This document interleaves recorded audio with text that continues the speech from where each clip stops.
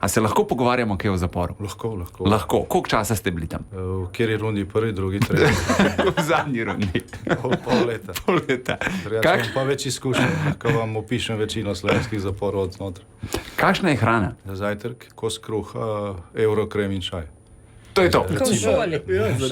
Ne, včasih je bila hrenovka, tako pač. Ampak zanimivo je bilo, da je vse prišlo, ker so nam hrano vozili iz centrale v veliki kaseti, ne v taki, kot je imajo ameriško vojsko, imam še nekaj sliko. Onda je tisto odprl, ne, kaseta 30x40 cm in on je bil tak majhen evrk. To je to. A je kakšna sladica na koncu, ne vem, po kosilu, ali to preskočijo? A je?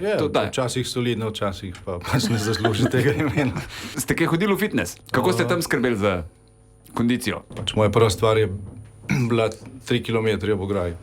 3 kilometre, zdaj se to tako sliši, zelo čuden.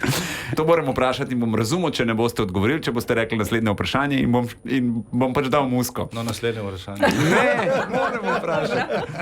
moram vprašati, kako je tam z ljubljenjem? Mislite v sobi, kjer Pač, ja. so 4 in od tega 3 smrčijo. Se pravi, to ni možno. Ne. To pa ni okej. Je odvisno od preferenc, ampak da... Še več zabave na radio1.si.